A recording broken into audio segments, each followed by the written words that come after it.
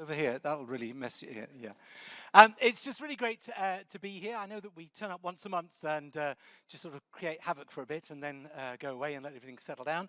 But it's a joy to be with you today. One of the things that always fascinated me is how things work. You know, I mean, what are little boys for if not to take things apart to see how they work, but not necessarily possess the ability to put them back in the way that they really should? And I sort of carried that with me a little bit into theology, because I want to ask the question there.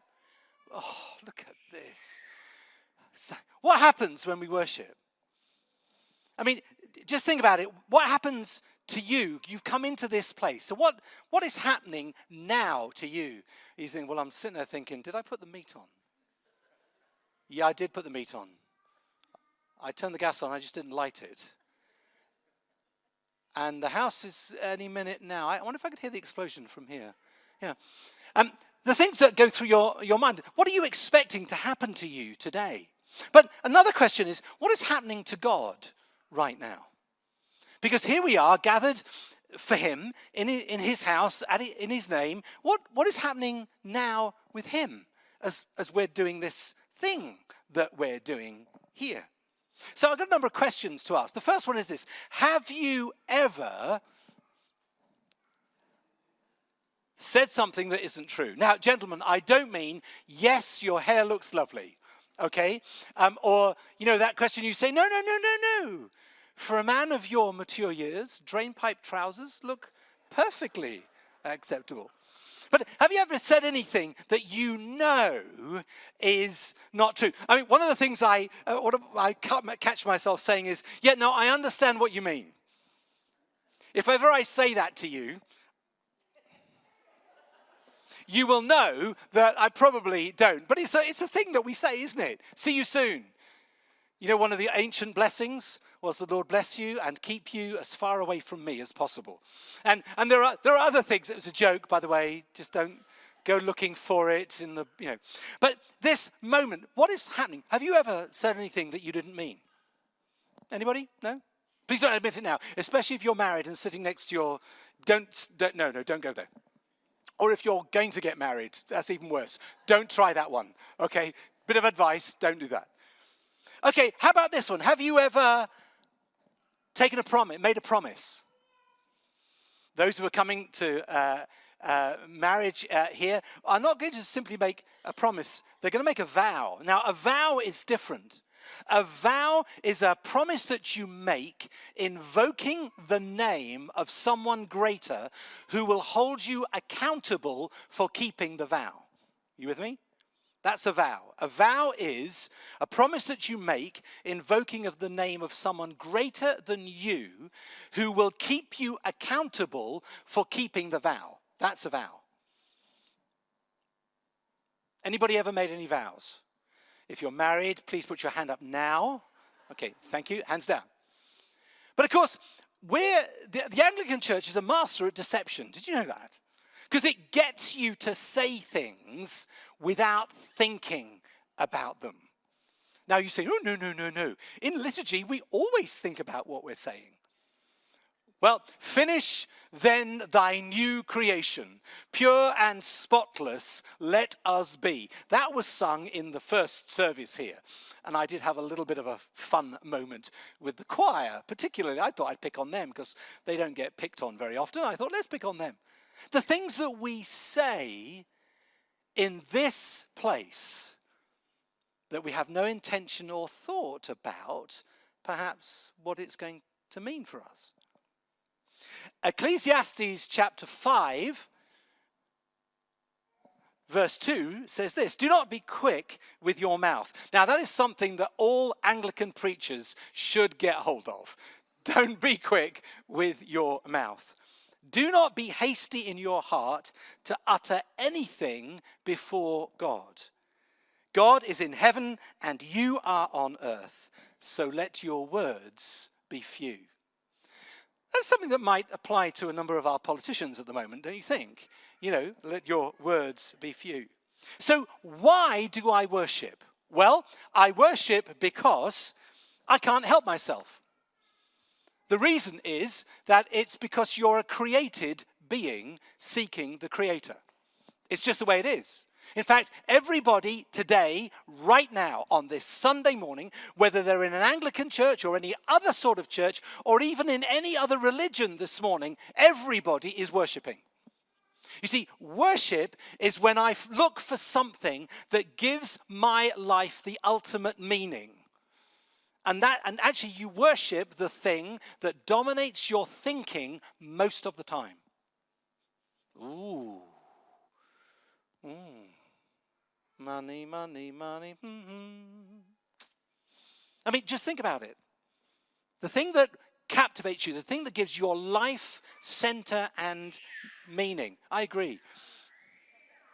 Because you're like a child looking for a parent and having found one. The reason is that we're always seeking affirmation and meaning. You do it without thinking. You're looking, it's like E.T. Phone Home.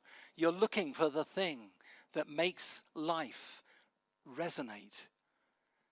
And we do that by attributing ultimate value to something or someone. So the question is then, why does the church sing? I mean, why have you come in here and gone, oh, climb every mountain?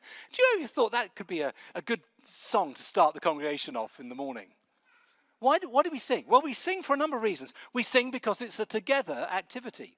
Can you imagine what it would be like if we had to wait for you to sing your version of every song and then wait for the next person to do it and the next person to do it? I mean, you'd be here all day. We sing because it gives expression to the heart.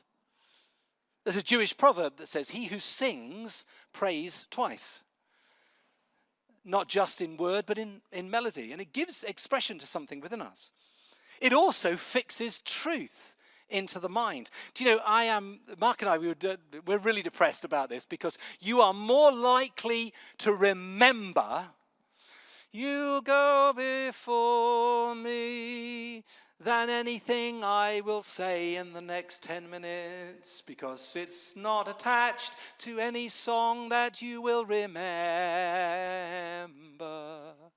Amen.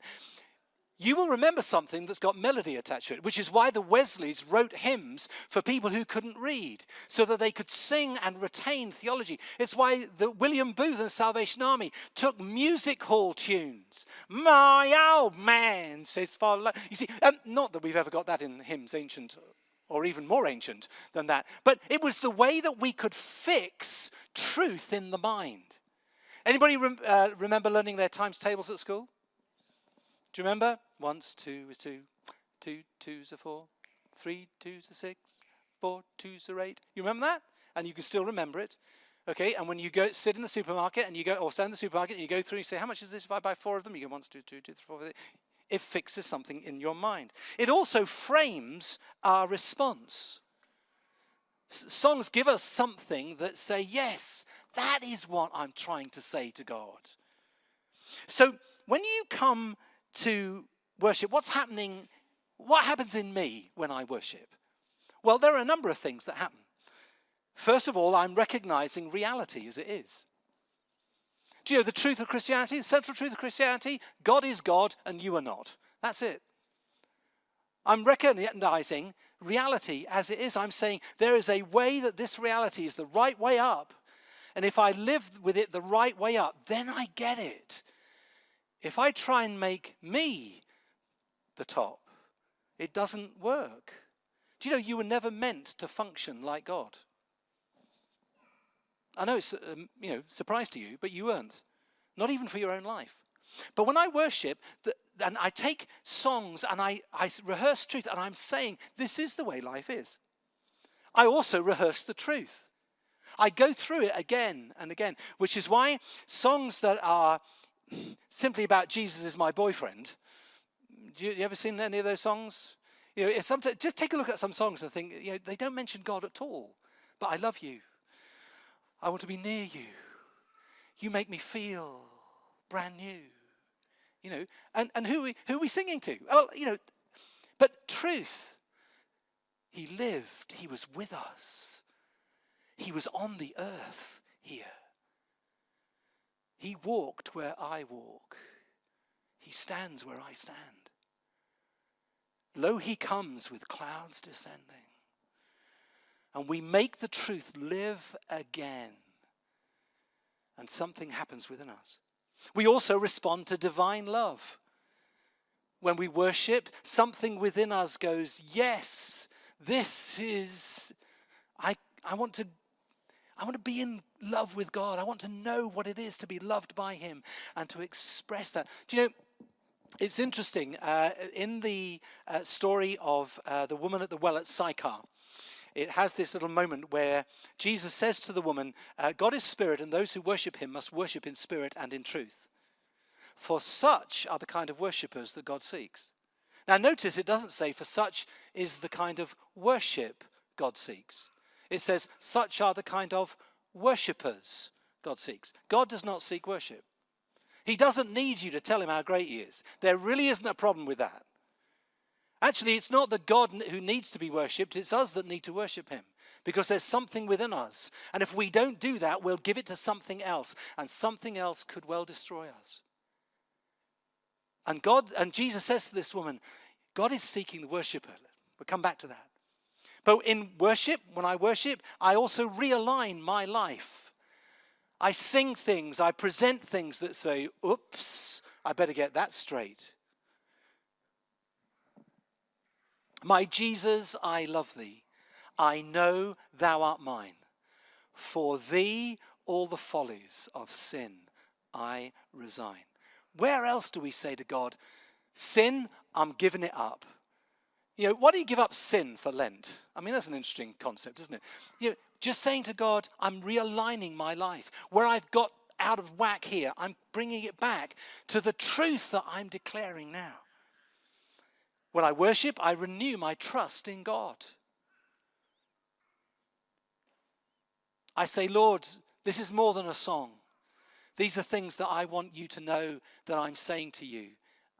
And I want you to make them real for me. When I worship, I resist fear. There's a wonderful story of Smith Wigglesworth. And he's one of these great evangelists, a wonderful guy. And he wakes up in the middle of the night in the pitch black and he's to find the devil standing at the foot of his bed. Now, I know we've all had scary moments with children where, you wake up to find a child going. But Smith Wigglesworth woke up to find the devil standing at the foot of his bed. And he raised his head off the pillow and said, oh, it's only you. And he went back to sleep. But when we worship, we resist the fear that grips us. The fear that says you're not in control of life and it's all going south. And actually we sing, you go before me. You're there beside me. And if I wander, love will come and find me. You're going to remember that. You're not going to remember anything else about the sermon. Yeah, absolutely. Shall I tell you what else you do? You reject self-centeredness when you worship. You stop saying, it's me, it's me, it's me, it's me. You stop saying, I'm the center of the universe. You say, God is God and I'm not. You reposition your life for service when you worship. Because we get you to sing things. Here I am, wholly available. As for me, I will serve the Lord. Between 10:30 and 12 on Sunday, and maybe once in the midweek if I have to go, I will serve the Lord then, but the rest is me. And actually, in worship, we are dethroning self. We're positioning ourselves for worship. In worship, we're releasing all of me to all of him. And we're receiving all of him in all of me. That's what's happening today, in this place, right now. Some of that is taking place in you. So what happens with God? Well, with God, he's seeking the worshiper. God is not after your songs. He is after you. He doesn't need you to sing the songs. The songs are just the way that he gets his hands on you. God is seeking you. God is also making a connection. He's saying, listen, don't live this alone. Come, let's do this together. Let me be involved. God is giving life as we worship. Something growing in you. And God is receiving love as you worship. That's the only thing he's really interested in. Because God created us to love, because he himself is a God of love who receives and deals in the economy of love with us. So Psalm 135 says this: the idols of the nations are silver and gold made by human hands. They have mouths but cannot speak. It's been interesting, isn't it? I don't know which side of the Brexit thing you're on. I don't want to, say whether you're right or wrong. But one of the issues is this: isn't it interesting that our politicians have mouths, but you really can't work out what the message is? Isn't it interesting?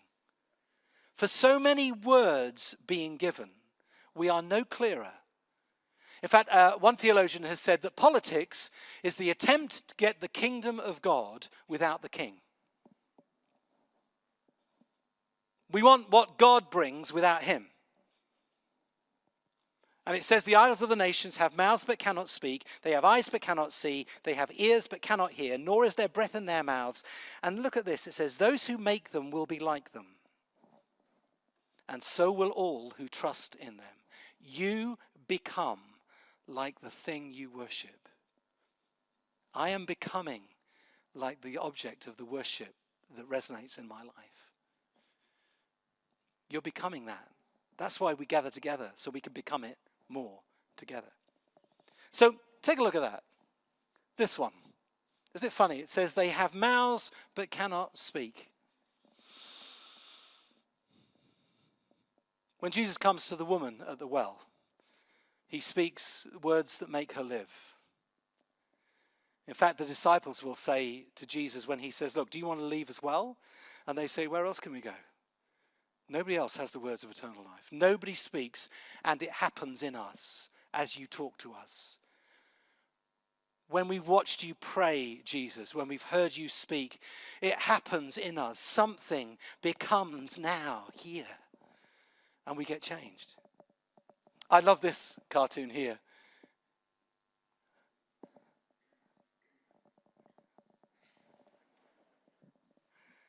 I think it's true of preachers. I sometimes go home and say, Mary, I was talking about, I had no idea what I was talking about this morning in the service. And she can say, don't worry, nobody was really paying attention anyhow. You're okay. But isn't it interesting? As people speak but don't hear, and whatever side of the Brexit debate and politics you are on, we are in desperate need of words that make things live, not words that just push politics. But how about this one? It says they have eyes but cannot see.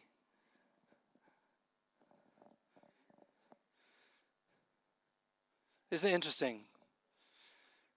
As we come here today, Hagar calls God, you are the God who sees me. And that word sees me is not just to know that I was visually there, but it's the prophetic word. It says to understand, to perceive the reality of what is before you. And God contrasts the idols who have mouths but cannot speak, and he has a mouth and he speaks living words. It says they have eyes but cannot see, and today God is the God who sees right into us, the reality.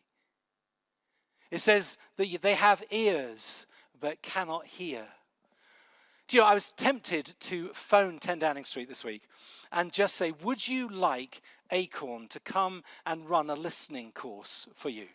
Because clearly it is not working, whatever you're doing. Mind you, I was also really tempted to phone up Jacques Bernier and say, look, we could probably get a team together to come and do all of Europe as well, because it clearly isn't working.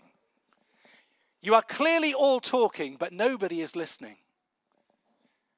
But this morning, as you come into this place, God is listening to you. Do you know, as we sat here just for those moments in that little silent musical interlude, God heard what your heart said, not what your mouth said. He heard what your heart said. That's what moves him. But the thing I love is this one. It says, neither is there any breath in their mouths. Do you know, we're experiencing a lot of hot air at the moment, but no breath. Do you know what the word for breath in this psalm is? Yeah, it's that one. It's the ruach word. It's the ruach word, the breath word that makes things live. And when the woman at the well comes to Jesus, she meets a God who talks to her in such a way that truth finds its place in her. And by the way, just in case you're wondering, in that little interlude with Jesus, and Jesus says you've had 5 husbands, there is no indication in the text that it's because of immorality.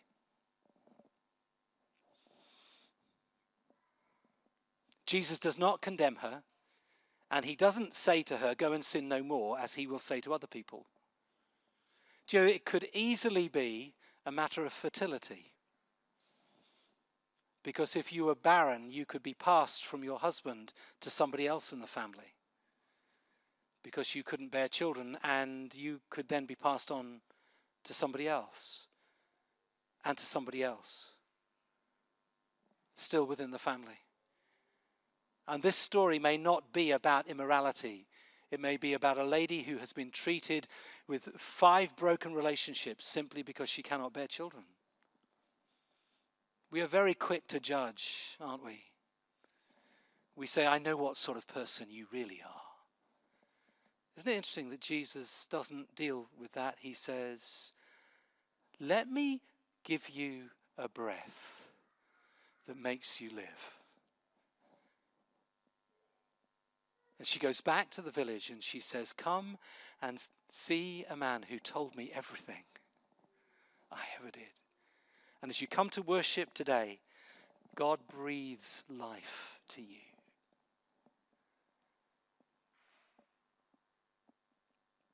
It's all happening as we sing, as we're in silence, as we take communion, as Hadley comes and leads us in a bit. It's all happening.